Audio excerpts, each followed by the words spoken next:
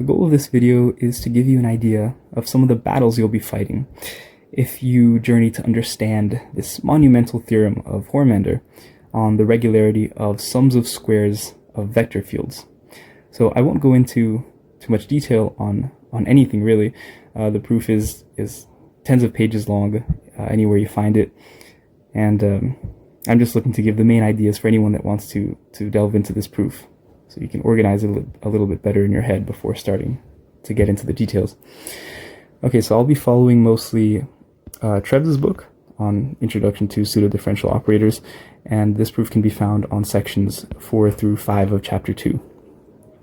So he follows Cohn's simplified proof of Hörmander's original proof of the theorem. And the theorem goes like this. So suppose you have your sum of squares operator like this. So I won't go too much into what the sum of squares is. I assume you're already familiar a little, at least with the statement of the theorem. And so this is the sum of squares operator, and it's a characterization of hypoellipticity of these sorts of operators. And yes, okay, so the statement is P is hypoelliptic if and only if it satisfies Hörmander's condition. Hörmander's condition is that the rank of the Lie algebra generated by the vector field xj must be equal to the dimension of the domain of the solution. So that n is the dimension of omega. And all this is done under an assumption of constant but not zero rank of the Lie algebra throughout omega. Okay, so this is the statement of the theorem. So it's a statement on characterizing the regularity of sums of operators of the type sum of squares of vector fields. And so the proof goes like this. So one direction is sort of easy, or at least quick, to state the proof of, and we prove it. We prove the contrapositive of this direction.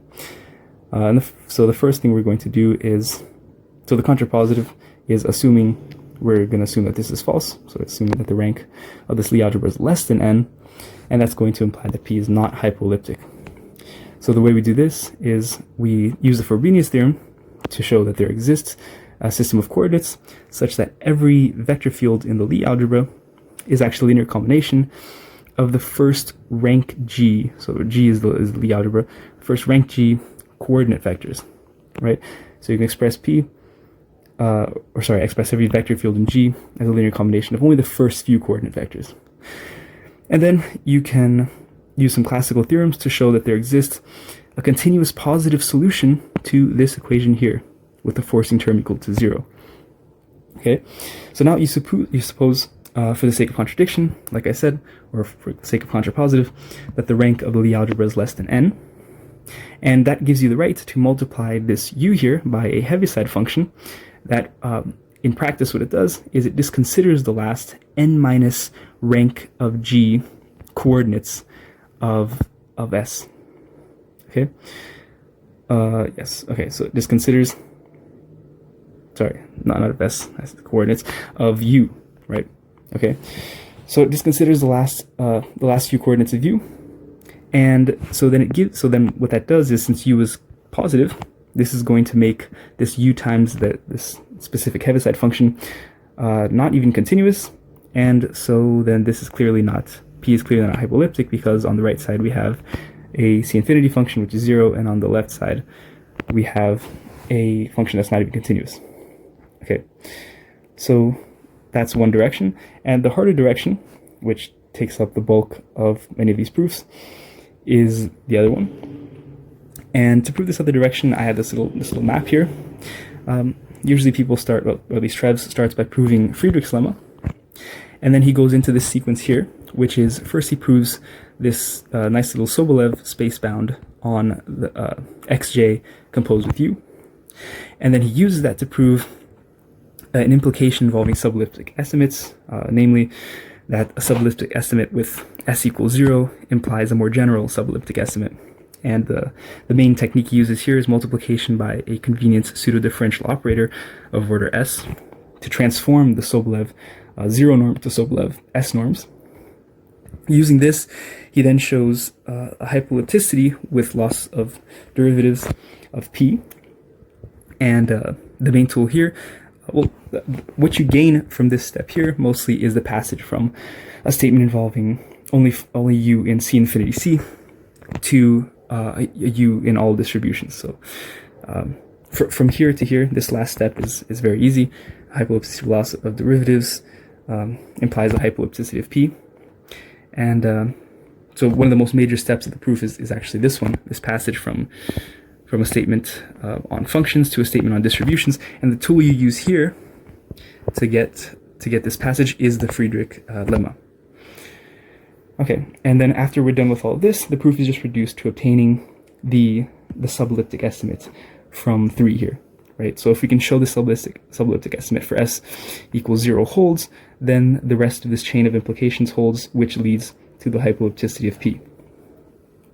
Okay, so the first thing that we need to show is Friedrich's lemma. So Friedrich's lemma is basically a continuity result involving the Lie bracket of a pseudo-differential operator of a specific type, and this thing called the Friedrich's mollifier, which is like those mollifiers that appear in those approximation to identity theorems that exist all throughout analysis.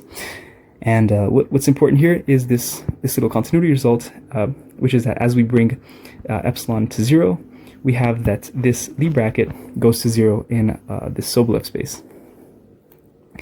And the special thing about Friedrich's lemma is that it's relatively easy to show if we just take the Sobolev space h of s minus m. So convergence is much harder to show if we add this 1 to the order of the Sobolev space. So it's converging on a space that's a bit harder to converge and has a finer topology. Okay, so the proof of this goes like this. So Trev says it suffices to show that this set here, which is the set of the Lie brackets up there as epsilon varies from 0 to 1, is a bounded set of the pseudo-differential operators of order m minus 1. It suffices to show this because it's easy to show that Friedrich's lemma holds if we just consider u in the short space, which is a space of functions of rapid decay, and if we had density, which we do have, and equicontinuity of this immersion here of the short space into HS, and boundedness of this guy, then our passage from this, which we already have, right, from u u in the short space to u in H of S, which is what we want, is possible, right? So we need this condition, and this condition to get our passage from this to this. The only thing that's missing is this condition here. So he reduces the proof to just showing that this set is bounded. And to this end, all he does is really just write the definition. So he just opens up the definition of this guy. And then he can use the symbolic calculus of pseudo-differential operators and show that the family of symbols, right, corresponding to this family is bounded in S of m minus 1, which is a Frechet space with a topology induced by those familiar seminorms. Okay, so and to do that, it's relatively straightforward, and it's a nice application of microlocal analysis because you actually show the result in a specific Xi cone, right, a cone in the frequency domain, and then you can pass to all of Rn later. Okay, so this is Friedrich's lemma, right? So sort of a boundedness result implies the continuity result, and you use strongly that the density of the short space in H of S. Okay, so the next thing you need to prove is the Sobolev bound on xj of u, and the Sobolev bound is this guy here. So this sort of is almost starting to look like a subelliptic estimate. It's not quite there. The point of this is that in the next lemma that we prove, we're actually going to need, we're going to get something very close to the subelliptic estimate that we want, and on the right-hand side there's going to be a term that looks like this, and it's going to be free. We don't want it there, we want to get rid of it. And so this lemma is going to help us with that because we'll be able to transform this guy into this on the right-hand side, which then disappears. Okay, so the idea of this lemma is to be able to prove the next lemma. And the idea is to first show the case s equals 0 of this lemma, and then we pass to the general s real case by substituting u for gs of u. So this is that strategy I was talking about of composing with a convenient pseudo-differential operator of order s. So to do the case s equals 0, we first rewrite this term on the left-hand side using the L2 adjoint of the vector field. And these parentheses represent the inner product in the Sobolev zero space. So we just rewrite this using the inner product and the L2 adjoint. And then we can do a few simple manipulations to get this decomposition into 3 terms. So these 3 L2 inner products, actually. Okay, these 3 L2 inner products are exactly this. And now we just have to bound these guys. And we do that by first integrating by parts, and the rest follows quite easily. So the case s equals 0 is done like this. And then to pass to the case s any real number, we first define our convenient g of s like this. So we take a cutoff function, g, cutoff function which is equal to 1 in the neighborhood of k, and we multiply that by this 1 minus the Laplacian to the s divided by 2, which is a pseudo-differential operator of order s. Right, and then all we have to do is calculate. So basically, what we have to do is substitute this guy, right? So substitute u for this g of s applied in u in the s0 case, and that immediately gives us what we want. And to do that, we have a few preliminary calculations that we do to make our lives easier, and one of them is calculating what this xj squared composed with g of s is, because that's going to help us calculate p composed with g of s, where p is our sum of squares. And here's just a direct application of properties of Lie brackets, and yeah, so after we get these preliminary properties, we just substitute u for gsu, and that turns our 0 norms into s norms, and we get our result. So this is the Sobolev bound on xju. The next thing we need to do is show the subelliptic estimate. So this is one of the main tools that we use in the proof, and so we're not actually showing the subelliptic estimate now, but we are showing that a particular case of the subelliptic estimate implies a more general case of the subelliptic estimate. In fact, the end of the proof will consist of just showing this particular case, and that'll finish the proof, because it will basically start a chain of implications that ends in p being hypoelliptic. So this implications are pretty easy. All we have to do is, again, use the same strategy of substituting u for gsu. We use that same gs and substitute it in here, and we get this bottom guy almost immediately, with the exception of this term here. But this term here, we can absorb it into the constant because of our last lemma. So because of the last lemma, we can use that bound on this term to absorb it into the constant, and then we're done. So this is the subelliptic estimate. So the next thing is the hypoellipticity with loss of derivatives. And so I guess the first thing I should say, let's state the hypoellipticity with loss of derivatives first.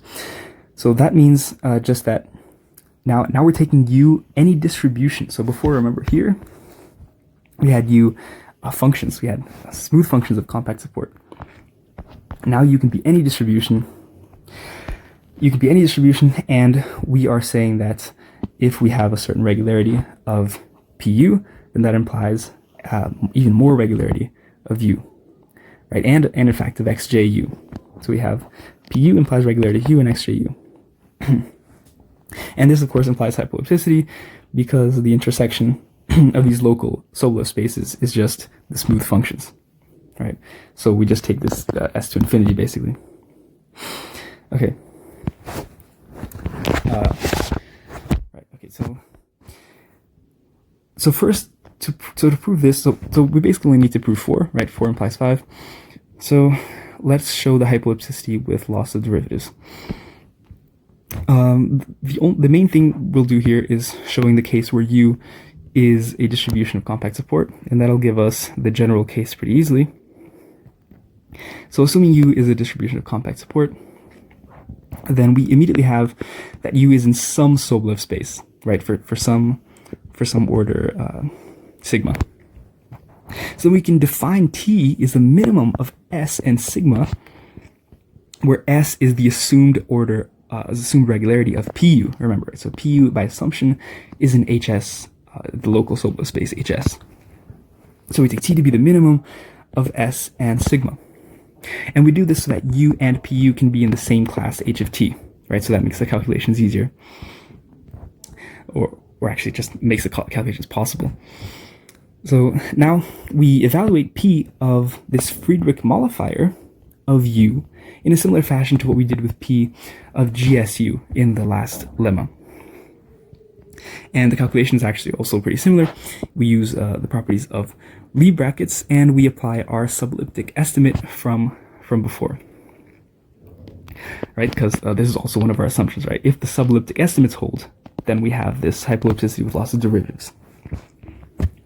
And so once we get to a convenient place, if I recall correctly, we use the Schwartz inequality also. We use many little things from analysis. And once we get to a convenient place, we just take epsilon to 0 and apply Friedrich's lemma to get that nice continuity in HS. And we arrive at a result that serves as a base case for induction, right? We get that U, so if PU is in T, is in HT, PU is in HT, that implies that U is in H of T plus delta. So we gain some regularity on U, but T, of course, is an S. We want this for T equals S. And so this is a base case for induction because we can define T2 as the minimum of T plus delta and S, and just keep repeating this process until Tj equals S, which at this point, then we have what we want. And then the passage to the general case is relatively easy. So we just use the definition of the local Sobolev spaces, right? Which is like something's in a local Sobolev space HS if for every compact set it's in HS, right? The localization to the compact set is in HS. Okay, so this is then the hypoellipticity with lots of derivatives, and this implies the hypoellipticity of P. So then what we've proven here, or at least what we've shown the strategies to prove, is this chain of implications here that ends in exactly what we want. The only thing that we haven't, that's what's left to prove, is that particular case of the subelliptic estimate. Because if we have the particular case of the subelliptic estimate with S equals 0, then we have the subelliptic estimate with S real, which implies the hypoellipticity with lots of derivatives, which implies the hypoellipticity of P. So the proof is reduced, right? So now the proof is reduced to showing the subelliptic estimate, the particular case. Okay, and we can actually show it for all delta. So it's enough to show it for one, but we can show it for all. And the way we do this is we define the set PS of pseudo-differential operators A of order 0 such that they satisfy this subelliptic estimate. Well, it's not a subelliptic estimate, something that looks like a subelliptic estimate here. Okay, so this is the set PS, and for every U in C infinity C in some compact set. So we can prove that the identity operator is in the union of these PS's as if S over S greater than 0.